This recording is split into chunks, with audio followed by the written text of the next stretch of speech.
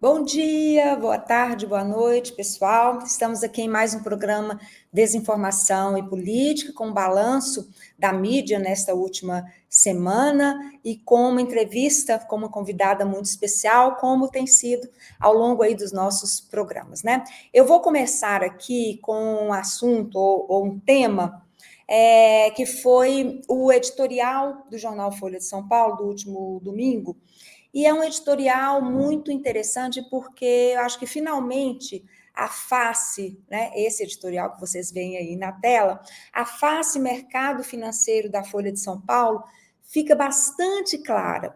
E em tempos, né, de comunicação bastante importante, efetiva, né, dessa influência imensa da comunicação aí no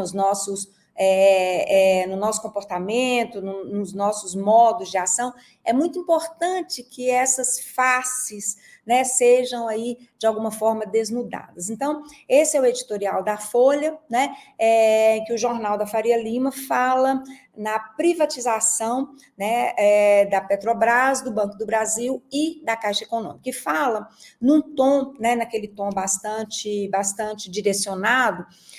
Diz que é hora de o governo e a sociedade brasileira acabarem com o tabu da privatização, né? E aí menciona as três estatais, né? As três gigantes, como o editorial fala, né?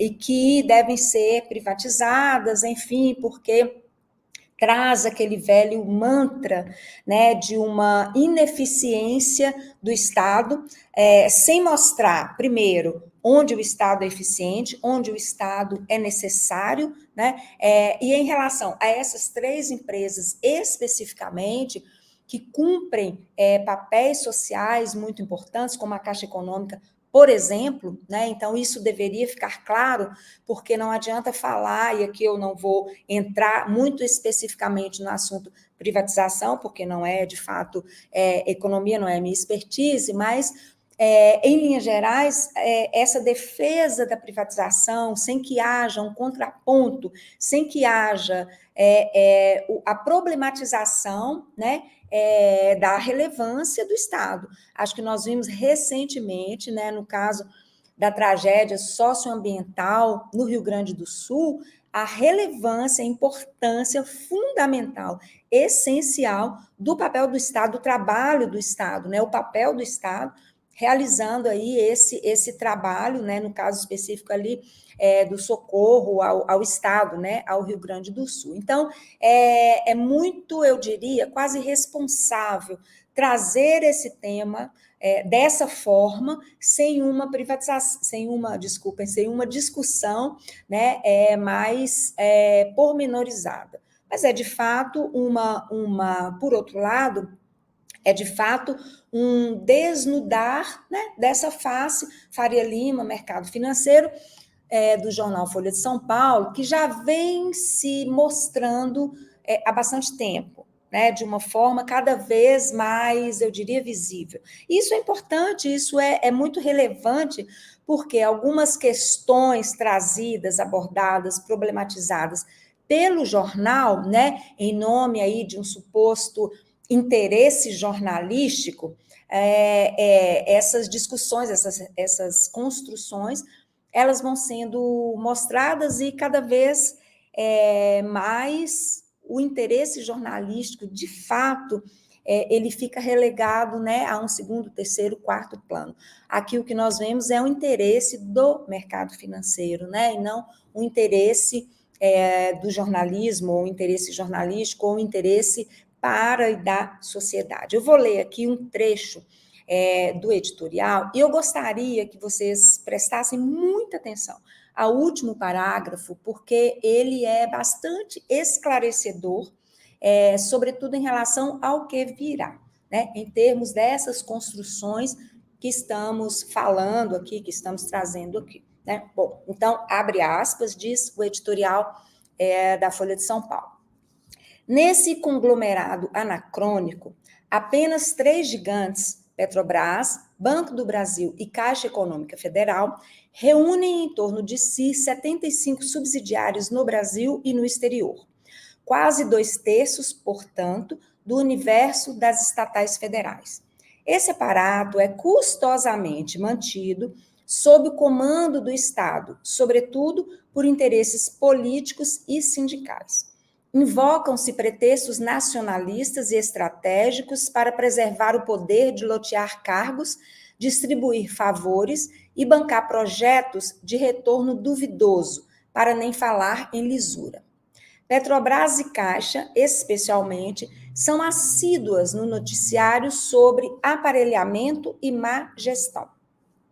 Ajustes legislativos nos últimos anos trouxeram melhora da governança, sim, mas continuam sob assédio das forças reacionárias e intervencionistas à esquerda e à direita, sujeitos a retrocessos.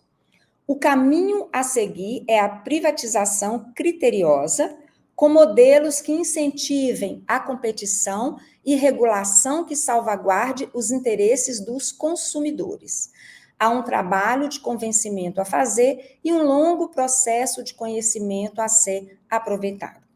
Ou seja, no editorial, em apenas aí alguns parágrafos para vocês, o jornal, de fato, joga, né, por terra, joga no lixo todo o trabalho, e aqui eu foco apenas no trabalho social que essas gigantes estatais fazem, e fazem sim, joga no lixo a questão da soberania nacional ao defender essa privatização sem, né, falam em privatização criteriosa, mas nós sabemos muito bem como as questões relacionadas à privatização se desenrolam, não apresentam quais são esses modelos, né, tão bacanas que podem servir de modelo e pontuam, pessoal, uma questão aí, um aspecto, né, que certamente já é pauta para várias outras reportagens ao longo deste período até 2026, que é, neste último parágrafo, há um trabalho de convencimento a fazer e um longo processo de conhecimento a ser aproveitado. Então, nós vamos aí, já aposto aqui com vocês, nós vamos nos deparar com várias reportagens falando das maravilhas da privatização em outros lugares e o velho fantasma da corrupção, como foi feito lá atrás, em 2014, com a Lava Jato, né, em relação à Petrobras, essa construção da corrupção, né, essa narrativa da corrupção, ela vai retornar. O editorial já dá aí pinceladas, né, falando que a Petrobras e a Caixa estão no noticiário, né, com questões de pouca lisura, enfim, e essa deixa para esse trabalho de convencimento, né, que nós sabemos muito bem como ele é desenvolvido aí pela imprensa, como foi desenvolvido e continua a ser desenvolvido pela imprensa brasileira ao longo dos anos, né? Então, esse aí, fiquem atentos, porque esse tema, o tema corrupção, ele vai retornar. E eu gosto muito de observar, né, os padrões da imprensa, já falei isso aqui em alguns programas, no programa anterior, né, eu reforcei essa questão, por quê? Observando esses padrões, né, e a imprensa trabalha a partir de padrões, a imprensa tem padrões, né, de desenvolvimento desses temas, de abordagem dessas questões, de construção do consenso, e aí daqui a pouco eu já pulo para o nosso próximo assunto, mas observar os padrões é importantíssimo, é fundamental quando queremos entender como a imprensa, qual é o papel da imprensa, na verdade, né? Como é que a imprensa desenvolve o seu trabalho, né, de produção, de construção da notícia. Então, observar esses padrões nos dá, por exemplo, essa noção de que desde 2014, né, com a Lava Jato, a Folha de São Paulo, por exemplo, e era um contexto muito semelhante, já falei aqui, econômico, né, de economia indo muito bem. Hoje, apesar, né, dos tempos aí de Bolsonaro, nós temos essa retomada econômica, e o jornal se colocava, e a imprensa de um modo geral, mas, né, estamos falando aqui da Folha, trazia naquele momento, em 2014, 2 repertórios que foram fundamentais para a construção narrativa da Lava Jato, que eram corrupção e crise econômica. Então, esses dois repertórios andavam em conjunto no momento em que o país estava com uma economia pujante. Nós estamos agora num momento de retomada econômica, a equipe econômica, né, a política econômica do governo vem sendo muito bombardeada, e quando há aspectos positivos, eles nunca são atribuídos ao trabalho da equipe econômica, do ministro, eles são atribuídos à sorte, por exemplo, ou à política externa, por exemplo, ao que acontece no mundo. Então, é importante a gente observar esses padrões, porque esse editorial é uma deixa para o que virá, né? E aí a gente já passa para o nosso próximo assunto, né, de hoje, que é uma entrevista. Quando eu vi hoje, mais cedo, no jornal, é essa imagem que vocês estão vendo, né? Huck, é exatamente isso, não é montagem, não é inteligência artificial, é o Luciano Huck entrevistando o presidente da Ucrânia, Volodymyr Zelensky. Muito bem, eu vi essa reportagem, essa entrevista hoje, logo de manhã, e achei, no início, né, enfim, achei risível, achei engraçada, né, porque, enfim, Luciano Huck, ele não é exatamente jornalista, ele é um apresentador, né? E aí a justificativa da entrevista é que ele foi à Ucrânia fazer a entrevista com Zelensky, e a justificativa é que ele queria ver o que estava acontecendo ali naquele país, que é a terra dos avós dele, né? Bom, eu acho que há muitos outros temas que deveriam, neste momento, estar sendo problematizados, trazidos à tona. Por exemplo, ele poderia ter ido ao interior de São Paulo, fazer uma visita, uma viagem, né, às cidades, ali, percorrer as cidades, para entender o que está acontecendo, né, ali, que está poluindo o Brasil inteiro. Então, acho que seria uma pauta muito mais interessante. Mas, enfim, ele foi à Ucrânia, achou que seria muito relevante para o Brasil fazer uma entrevista com o Zelensky. A entrevista, ela é de fato, eu diria, básica, para não dizer primária, porque o Huck, né, ele é um apresentador. Então, as questões, as perguntas, elas são super ali certinhas, direcionadas, né, com um foco, né, muito interessante, né, um fio condutor muito interessante, que é colocar alguma saia justa para o governo brasileiro. Então, uma das falas uma das falas que abrem aí a entrevista, a chamada para a entrevista, é Zelensky falando que o governo brasileiro não poderia estar ao lado, né, da China, de países como a China, a Rússia, enfim. Então, é bastante engraçado, né? Esse ator, né? Terem de buscar esse ator tão distante para problematizar, para trazer questões à política externa do governo brasileiro, ao governo brasileiro, né? Enfim, quando há tantas outras questões. E o Brasil é um país que se declarou neutro, né, tem uma política externa impecável, eu diria impecável, está nos BRICS, né, fortalecendo os BRICS, então, de fato, não cabe trazer um ator, né, político questionável, porque sabemos, né, a despeito da guerra, e não estou aqui discutindo as questões relativas à guerra, não é esse o assunto, não é esse o tema, né? Mas o Zelensky é um ator discutível, né? Porque era também ele chegou à presidência da Ucrânia, ele sendo também uma figura midiática, né? Então Zelensky é também essa figura midiática.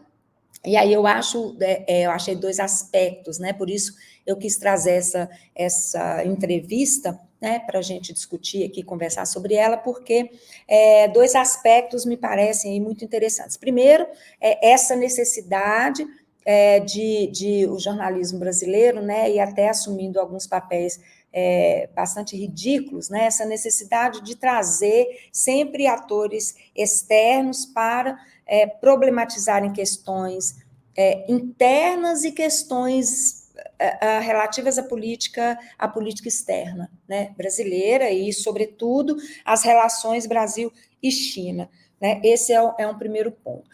E o segundo ponto é essa projeção, né, de Luciano Huck de novo, essa tentativa de projetá-lo. Isso não é aleatório, né? Luciano Huck é aí um personagem midiático, político, que quer transitar para o político e construir aí nessa figura político-midiática, né? Como já temos aí algumas expressões, mas em ano eleitoral, já todo mundo se organizando e se mobilizando para 2026, né? Porque o olhar já é para 2026, então é bastante curiosa essa composição, né? Para não dizer, enfim, a entrevista, não recomendo que leiam, né? Porque de fato ela é bastante risível, ela é muito primária, então questões ali de, né? Diria de oitava série, né? Para fazer uma alusão aí, enfim.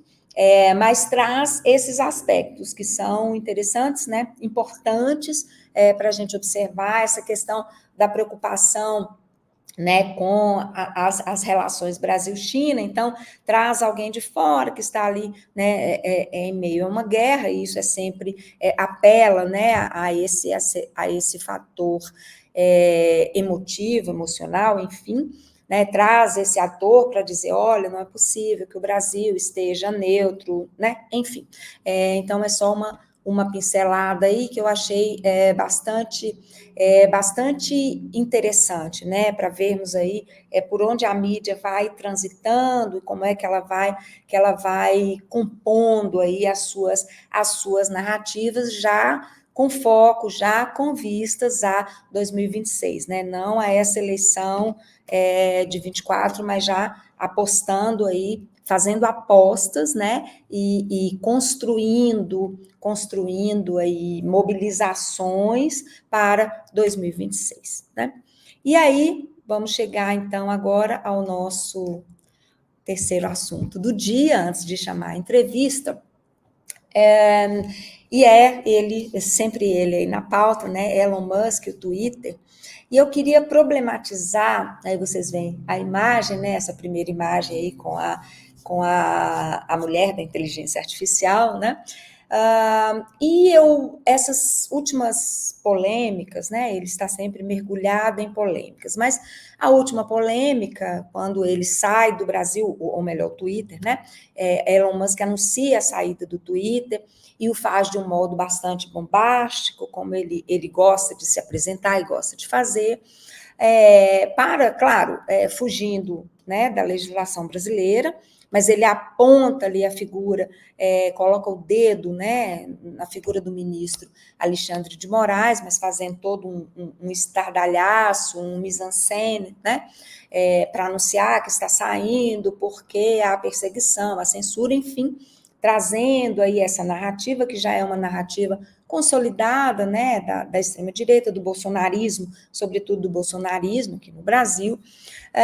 Mas uma coisa me chamou muita atenção, né, nessas mobilizações do Musk, e eu me recordei muito de um livro do Chomsky, que eu adoro, né, eu adoro quase tudo do Chomsky, mas esse livro foi particularmente assim, muito importante para mim, que Construindo o Consenso, em que ele explica, né, como o consenso, como a construção de um consenso, a partir também da construção de um inimigo comum, é importantíssimo nos tempos, e esse livro é de 84, 86, né, e como isso era importante, né, que isso tomava o lugar das guerras, essa construção do consenso, né? E como isso era uma ação, claro, aí uma ação midiática, né? Mas não só midiática no sentido de produzir entretenimento ou de produzir notícia, mas eu diria político-midiática, né? Então ele faz toda essa discussão e ele fala dos filtros da imprensa, né? E mostra o investimento imenso do governo norte-americano, né? Na comunicação nos países da América Latina, né? Ele traz dados, mostra dados, enfim, o livro é maravilhoso e eu sempre recorro a ele, sempre me lembro dele quando retomo essas questões, né, contemporâneas, essas questões que estamos vendo e vivendo, né, hoje. E aí, né, com esse tema do Twitter, né, esse tema do Elon Musk, eu me lembrei dessa produção, dessa construção de consciência, dessa discussão, enfim, e de uma outra discussão, agora mais recente, trazida pelo linguista George Lakoff, linguista norte-americano, que tem estudos maravilhosos sobre Trump, sobre Donald Trump, e ele coloca essa questão, né, do Twitter como uma arma de guerra, né, para exatamente produzir, né, consenso, enfim, mas como essa arma de guerra que será, assim, utilizada na eleição norte-americana. E aí eu trago aí, né, vocês veem essa imagem, né, do Musk com o Trump, porque logo em seguida, logo depois do anúncio, né, bombástico da saída do Twitter do Brasil, ele convocou uma live com o Donald Trump, né, e Trump, logo depois Trump havia, logo depois de Trump ter sido condenado em um dos vários processos aí, né, por crime de falsificação. Então, logo depois, Elon Musk convocou uma live, e aí trouxe, né, fez uma movimentação muito grande, enfim, e ele é um apoiador declarado da campanha de Trump, né? Então, vemos aí, não há dúvida, né, dessa organização do Twitter, né, como, de fato, uma arma de guerra moderna, né, na produção de narrativa, na construção de consenso, na consolidação, né, de algumas ações da extrema-direita, é uma arma importantíssima para a extrema-direita, é uma arma importantíssima para a consolidação desse ecossistema de desinformação que se empoderou muito no Brasil, né? Começa nos anos Bolsonaro e durante o governo Bolsonaro, de fato, ele se constitui como uma força, né? Esse ecossistema como uma força muito relevante, e o Twitter, né? As plataformas de modo geral, mas o Twitter, por essa ação, né? Por esse protagonismo de Elon Musk, de fato, é uma arma, será uma arma e importantíssima, não só na eleição norte-americana, né, mas por aqui também, como temos visto, né? Bom, e aí, com essa discussão do Musk, eu quero chamar, então, a nossa entrevistada, né, de hoje, a entrevistada da semana, para nós conversarmos sobre um assunto quentíssimo, excelente, né, que é resultado da pesquisa dela de pós-doutorado, né? Então eu gostaria de convidar a psicóloga e psicanalista Rita Almeida, né? Rita, que é mestre e doutora em educação pela Universidade Federal de Juiz de Fora, com pós-doutorado pela Universidade de Alcalá, na Espanha, quando, né, desenvolveu a pesquisa Psicologia de Massas e Bolsonarismo. Então, é sobre isso que nós vamos conversar hoje. Rita, querida, seja muito bem-vinda, muito obrigada por sua participação aqui, que será, claro, maravilhosa. Bem-vinda. Obrigada, Eliara. Boa noite, né? Vai passar a noite, né? Boa noite a todos. Boa noite, bom dia, boa tarde, porque as pessoas vão assistindo depois. Isso.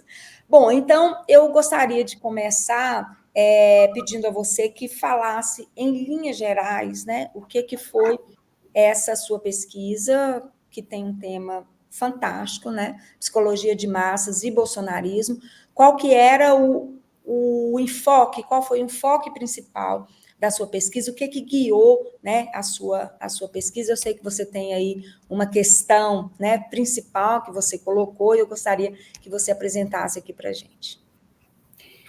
Bem, então, contar um pouquinho a história, né, porque ela é importante para a gente chegar na pergunta, né? Então, na verdade, essa pesquisa é um desdobramento, né, de um grupo de pesquisa que virou um coletivo, chamado Coletivo Redemoinho, e que, né, num último momento aí se transformou numa pesquisa, né, de pós-doutorado. E, na verdade, assim, tudo isso, né, aconteceu motivado, né, pelo bolsonarismo e as suas questões, né? Inicialmente, a tentativa do grupo de estudo foi meio lidar, né, com aquela angústia que ficou, né, que nós, né, eu sou uma pessoa, né, militante, né, da esquerda há muito tempo, né, e me envolvo com política desde que me entendo por gente. Então, muitas pessoas ficaram ali muito angustiadas com a eleição do Bolsonaro, né? E com aquela pergunta, meu Deus, como que foi que alguém consegue pensar em votar nessa pessoa, né? E uma coisa que angustiava muitos de nós, né?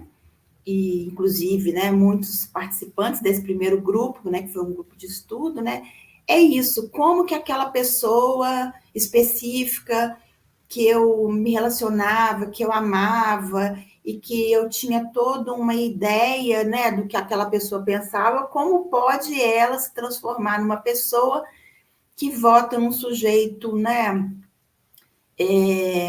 grosseiro, misógino, machista, né, homofóbico, né, racista e fascista e todos esses, né, conceitos que a gente aí foi percebendo, né, que o bolsonarismo, vamos dizer, tirou, né, do armário. A gente, né, usa muito esse termo, né? De repente essas pessoas que a gente se relacionava, né, ali de uma forma interessante saem do armário e a gente então fica duplamente angustiado, porque é uma angústia política, né, obviamente, né, pelos rumos do país, pelos riscos, né, mas também uma angústia afetiva, pessoal, porque todo mundo foi atravessado por essa sensação de ter familiares, né, amores, né, e cônjuges, né, e pai e mãe, né, o filho, né, e aí ficou realmente uma questão. Então, a questão que atravessou, né, todo esse, desde o início e que culminou na pesquisa é por que as pessoas votaram no Bolsonaro, né? Porque a gente tem meio uma ideia, que é o mais o senso comum, de que as pessoas votaram por engano, né? Então, votaram enganadas, né? Só que nessa situação específica, o engano era muito complicado de ser aceito, porque se uma coisa que o Bolsonaro, né, não podemos acusá-lo, né, é de não ter deixado muito evidente, né, o que ele queria e quem ele era, o que ele faria, né? Ele não fez nenhuma cena outra, né, sobre quem ele era, ou ele dissimulou, muito pelo contrário, né? Ele dizia abertamente, né, declaradamente todo o seu discurso, né? Então, essa coisa do engano, né, ela não fazia muito sentido, né? E aí foi essa tentativa, e né, eu como psicanalista, obviamente, que já tenho, né, já tinha um entendimento, né, da questão do desejo, que talvez seja um ponto, assim, que a gente vai, né, transitar aqui, né, por esse conceito, né, de desejo na psicanálise, que é interessante, né, trazê-lo para a política. E aí a gente tem esse entendimento de que o engano, né, como a psicanálise coloca, não é um engano necessariamente do eu não sei, né? É do eu sei, mas mesmo assim, né? Ou do eu sei, mas eu posso, vamos dizer, fazer alguma coisa com esse sei que não seja recusar, né, todas essas questões que esse sei ou não sei traz, né? Então, então a pergunta, né, essa pergunta, né, o que levaram as pessoas a votarem no Bolsonaro, mesmo sabendo, né, essa que foi talvez o ponto, né, mesmo sabendo disso tudo, mesmo não estando enganadas, né, sobre tudo que ele faria, mesmo assim as pessoas votaram. E o que é que levou, né, vamos dizer, essas pessoas a fazerem isso? Eu levantei algumas questões aqui à medida que você falava, né, trazia aí os elementos da pesquisa. E tem dois pontos que me chamaram a atenção na sua fala. Primeiro, que você menciona essa questão de sair do armário, né? Eu acho que é uma questão que também alguns sociólogos, enfim, vêm discutindo, né, essa questão da sociedade brasileira, de parte dela sair politicamente do armário. Então, talvez haja aí uma identificação, né, com essas propostas, digamos, né, que Bolsonaro trouxe naquele momento, apresentou, mas me ocorreu também, aí já é, né, mesmo ligando a essa questão de sair do armário, a gente pode pensar que houve uma identificação, mesmo com tudo isso que você falou, é um cara misógino, machista, racista, homofóbico, tudo isso que sabemos, né? Mas mesmo assim, essa parcela que saiu do armário se identificou com isso tudo. E outro aspecto, né? Você diz, eu sei, mas mesmo assim eu vou.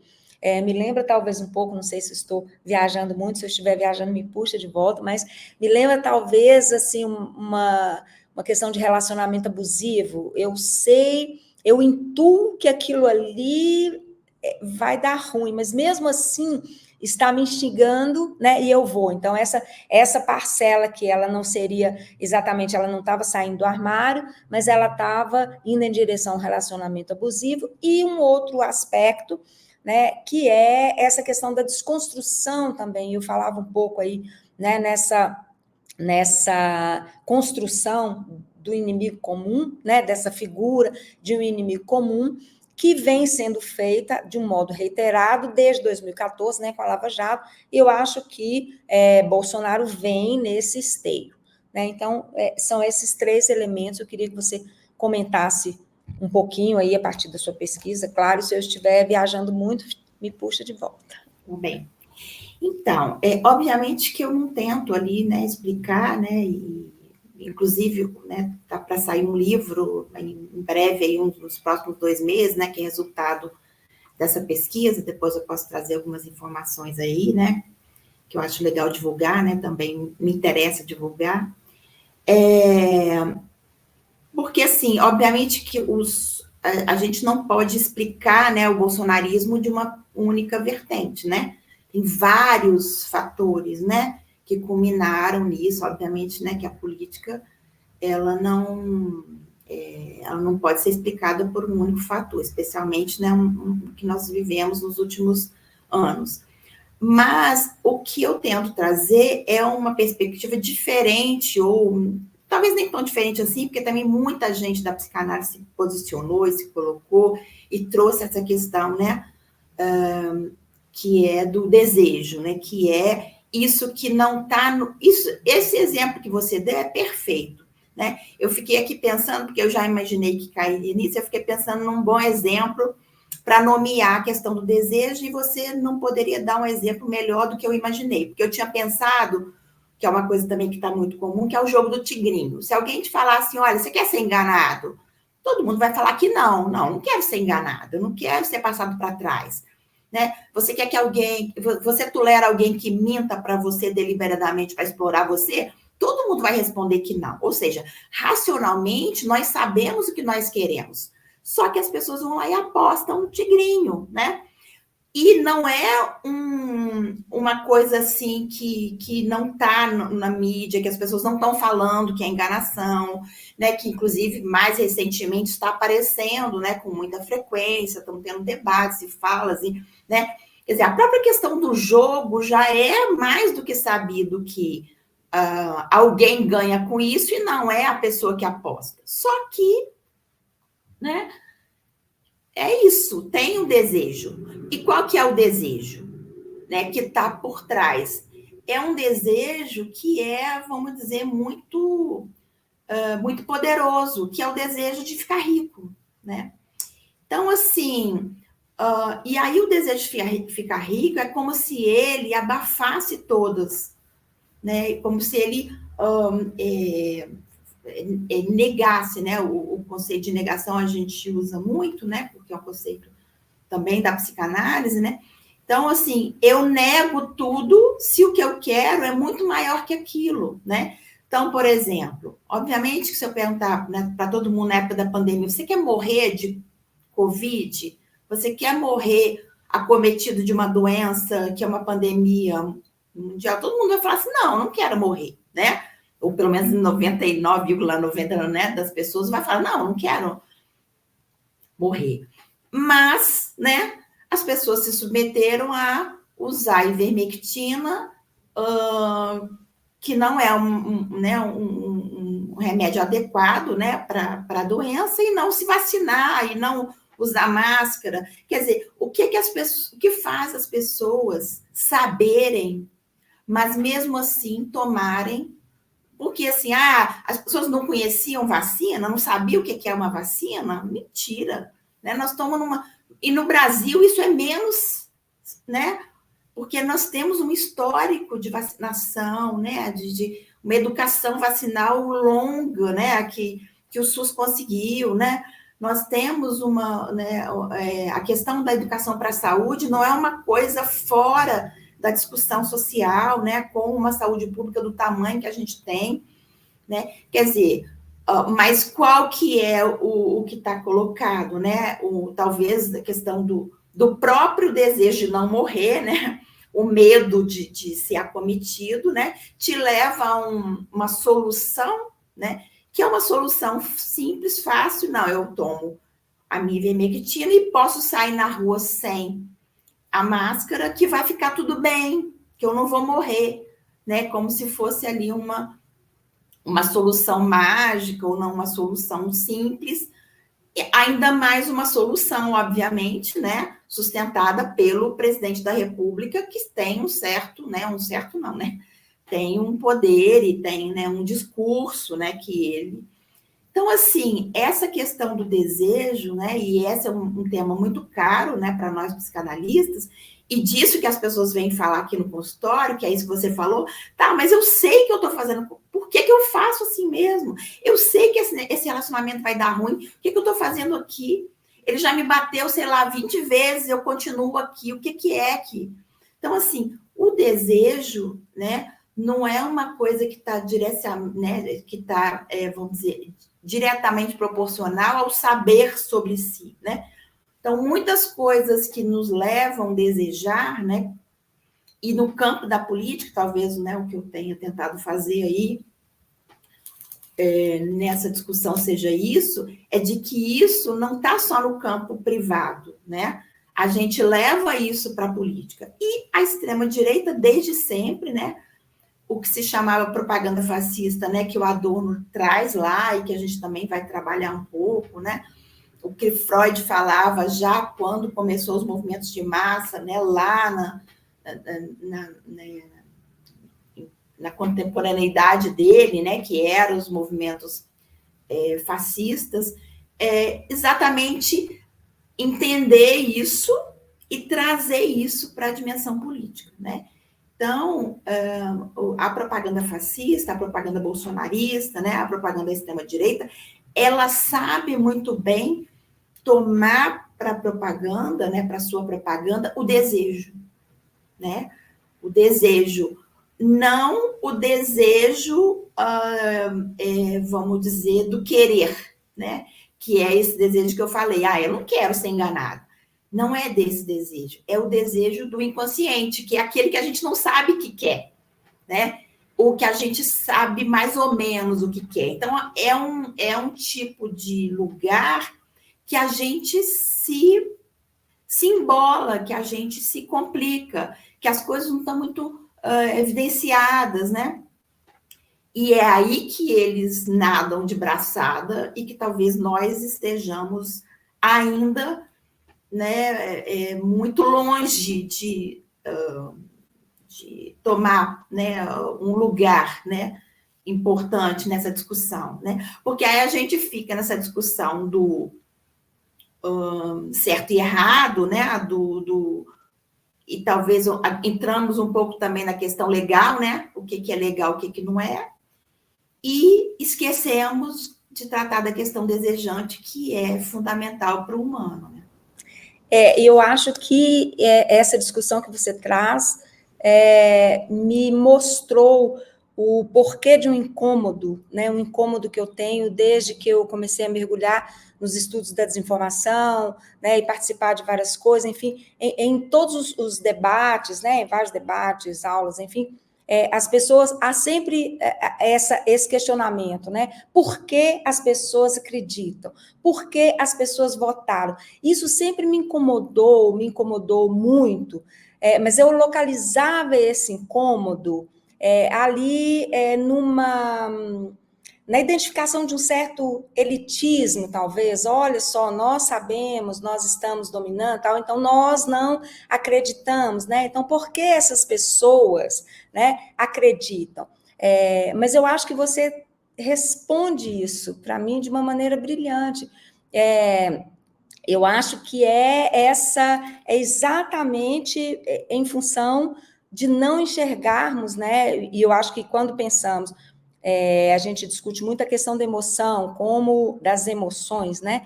Como a extrema-direita trabalha isso, potencializa isso, coloca isso em memes, coloca isso nas chamadas, coloca isso, né, lá no vai pegar fogo, então, né, dá todos os gatilhos ali. Mas a questão do desejo, né, eu acho que é uma pegada fantástica, porque principalmente, Rita, né, me parece, num país, né, e aí a gente está pensando no bolsonarismo, porque eu acho que o bolsonarismo tem características aqui muito, muito particulares e muito importantes. Então, principalmente num país tão desigual como o Brasil, e aí você citou a questão da pandemia, né? Que as pessoas falam, nossa, muita gente fala, nossa, como que as pessoas acreditam em ivermectina?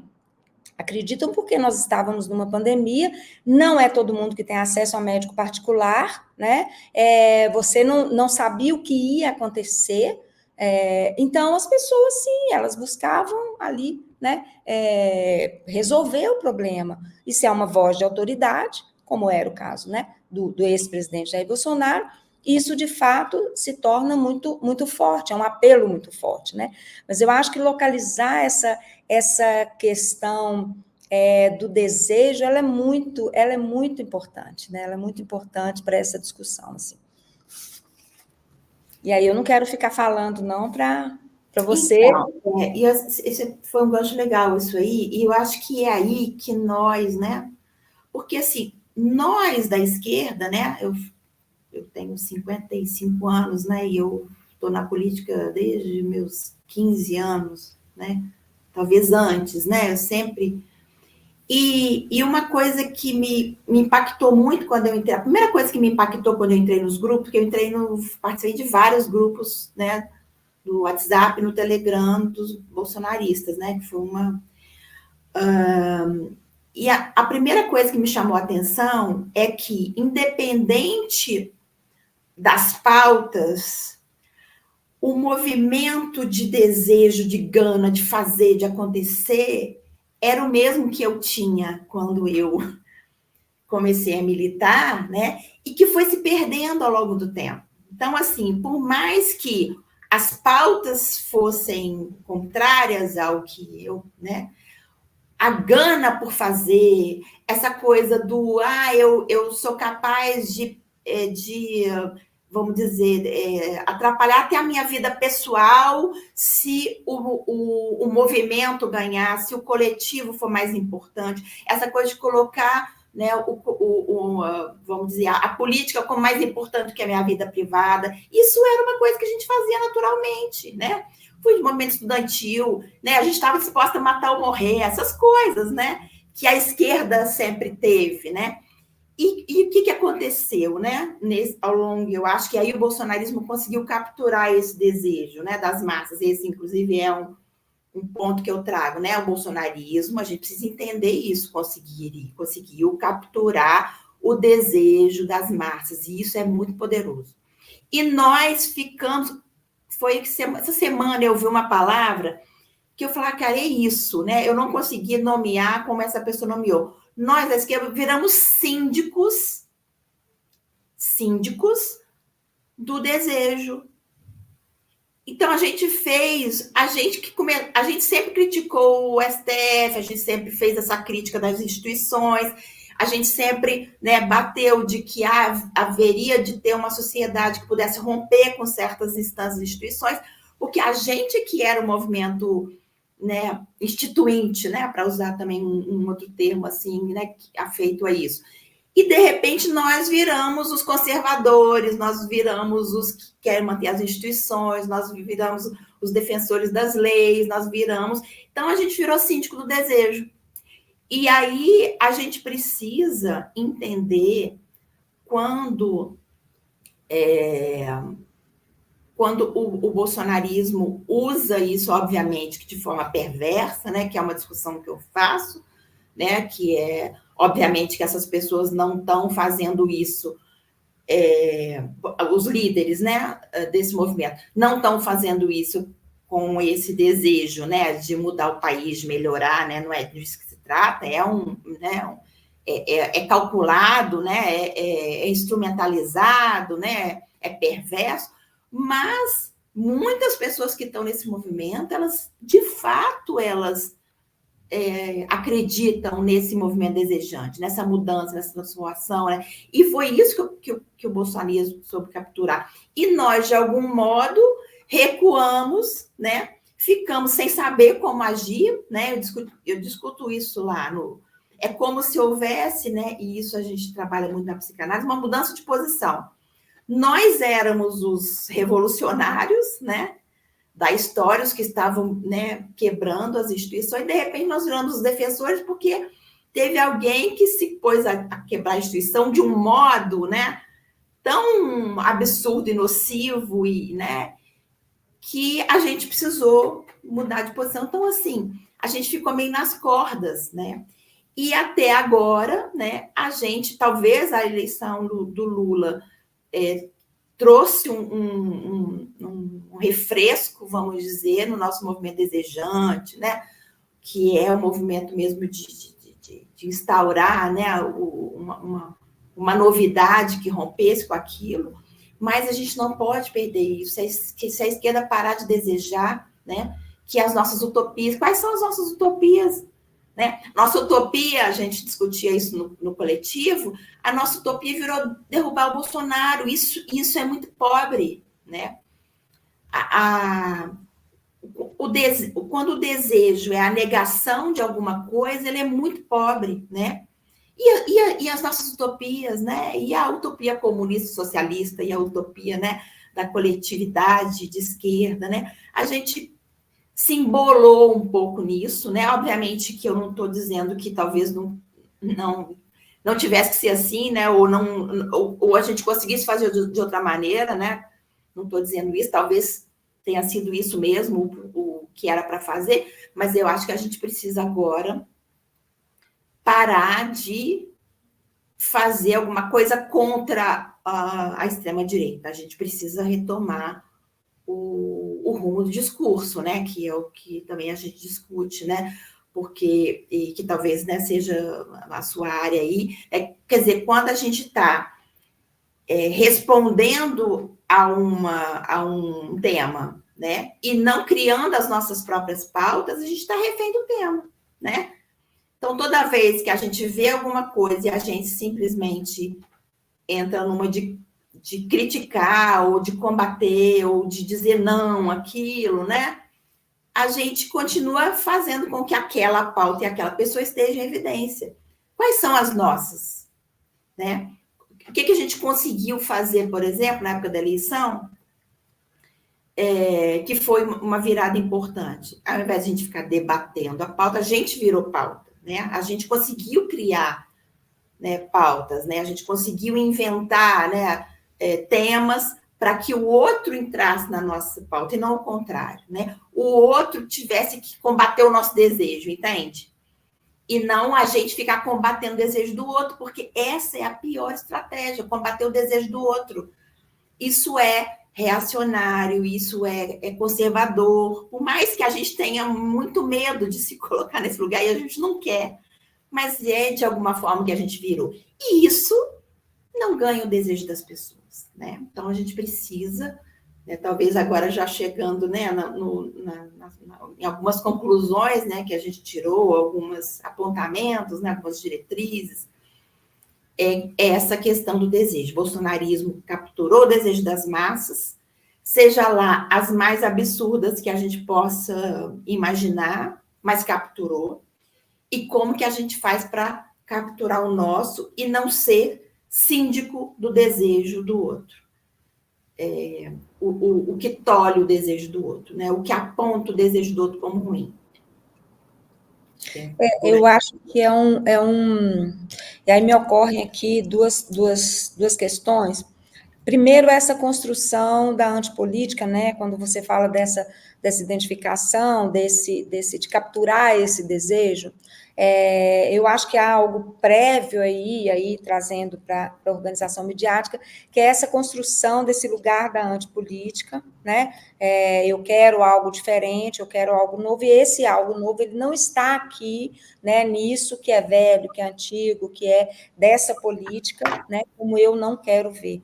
Então, acho que talvez aí seja, né, um primeiro ponto, né, para o bolsonarismo capturar, né, esses desejos. E aí uma outra questão que me ocorre, que é né, aí é a questão de $1 milhão, não é mesmo?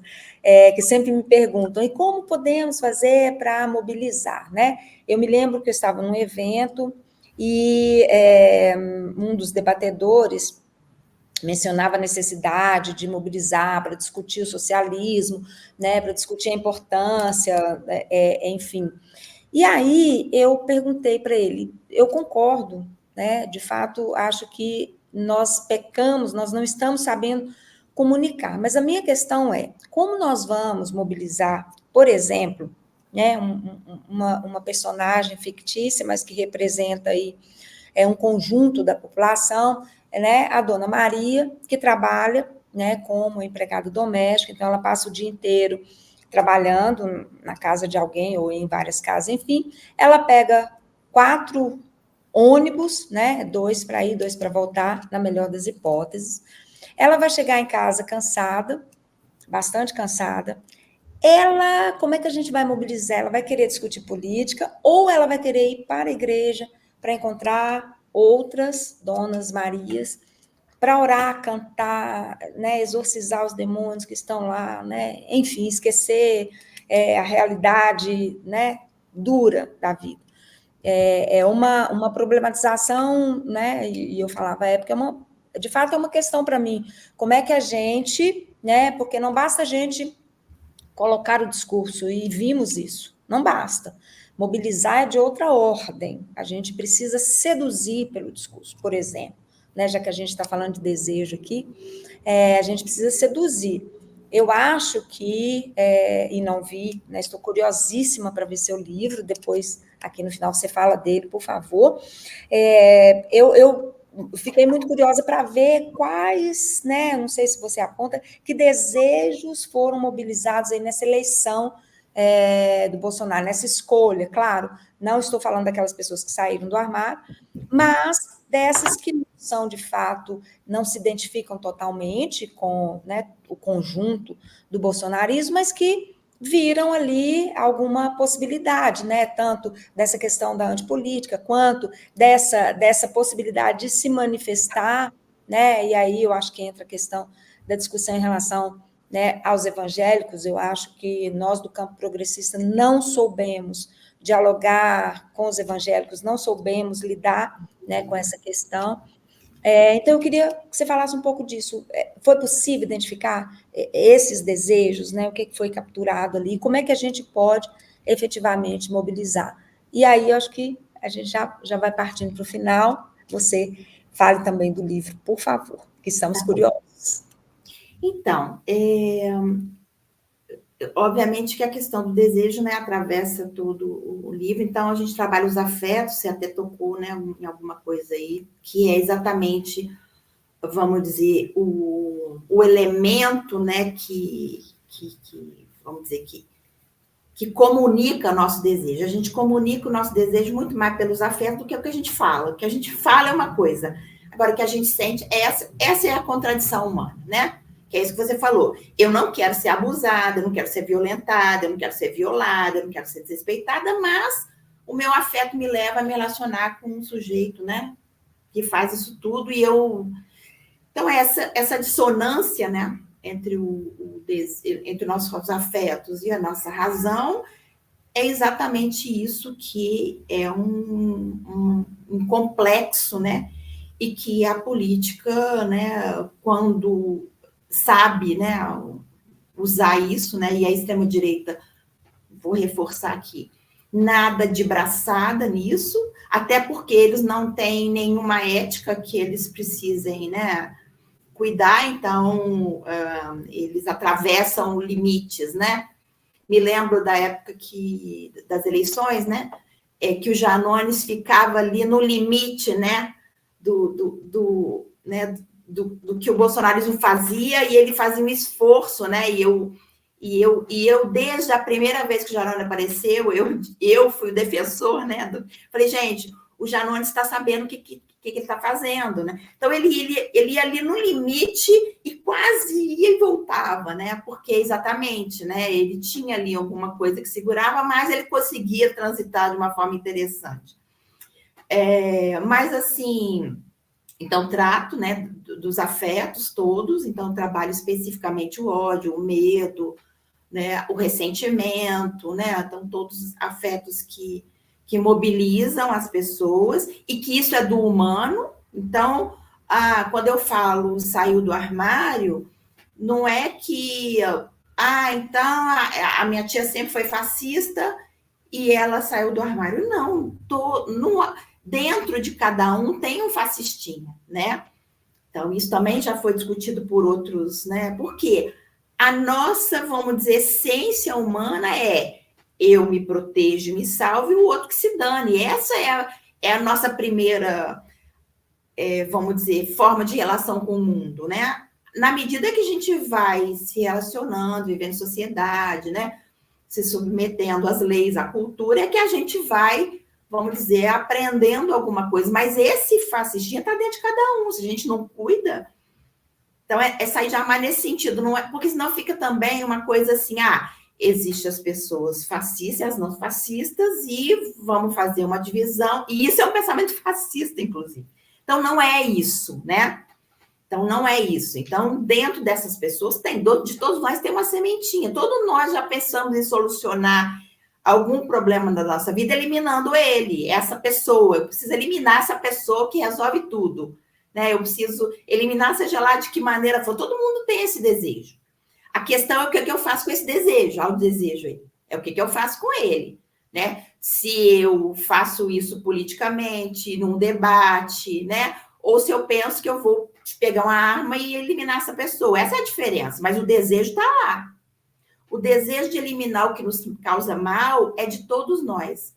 Trazer isso para a política e com uma solução simples, que é pegar uma arma e matar, é uma solução fascista. Então, o que o fascismo faz? Ele captura esse desejo, que é um desejo de todos, né? Também discuto isso, né? E transforma isso numa solução política, né? Então, assim, se tem uma coisa que o bolsonarismo ensinou para a gente, que a gente precisa também entender, é que não existe esse negócio de antipolítica, porque se falar que é antipolítica, vai aparecer outra política, nem que seja essa, né? Então, esse é um discurso fracassado, dizer que conseguimos eliminar a política. Não conseguimos. Conseguimos colocar uma coisa horrível, né? Uma política horrível, porque, assim, por mais que a gente tenha resistência, o bolsonarismo é um movimento político de massas. É um movimento fascista? Sim, mas é uma solução política no sentido da polis, né? De que a sociedade criou uma solução para problemas do coletivo, nesse sentido, né? É uma política degenerada, degradada, perversa, sim, mas né? Então, não tem essa coisa antipolítica, vai trazer uma política ruim, né? Então, essa também é uma questão. Não tem espaço vazio na política, né? Se fala muito isso. Então, é isso. Inclusive, falei com o editor, coincidentemente ou não, né? A gente, quando coloca o desejo em causa, as coisas vão acontecendo. Então, semana passada, eu consegui uma editora, né, que se interessasse em publicar o livro, que é a editora E-Galáxia, e aí estou muito feliz, assim, de poder publicar, e junto, né, com o movimento também do pessoal do coletivo, né, Coletivo Redemoinho, né, que, né, teve junto comigo aí nesse trabalho. Então, deve sair aí para os próximos 2 meses. Na verdade, esse livro já era para ter saído há muito tempo, no final do ano passado que eu terminei, mas é uma luta, né, para a gente conseguir editoras que publiquem, se interessem, essas coisas, né? Então, mas a gente está muito feliz com a E-Galáxia, a gente está com uma proposta, então vai ter o livro digital, né? O e-book, e vai ter o livro Impresso. físico, né? Impresso por demanda, né? Que também é uma novidade aí, né? Então, de acordo com o que as pessoas vão demandando, vai ter uma tirada inicial, e de acordo com o que as pessoas vão demandando, eles vão cuidar aí da divulgação. Então, é procurar, né, lá no Ótimo. site E da aí editora. nós anunciamos aqui, você nos avisa. Aí eu aviso vocês para anunciar que saiu o livro. Tá, Tá joia. bem? E aí, infelizmente, já tenho de... A conversa foi maravilhosa, então a gente extrapolou o tempo, como sempre estamos fazendo aqui. E aí já fica o convite para a próxima, a gente, né, prossegue aí nessa conversa. Quero agradecer muitíssimo a sua participação, dar os parabéns, né, pela pesquisa. Essa discussão é cada vez mais necessária, né? Vamos seguindo. Muito obrigada, viu, querida? Um beijo, Liara. Obrigada. E bom dia, boa tarde, boa noite a todos e todas. Muito obrigada, pessoal, a todos que ficaram aqui nos assistindo, e até a semana que vem. Beijão.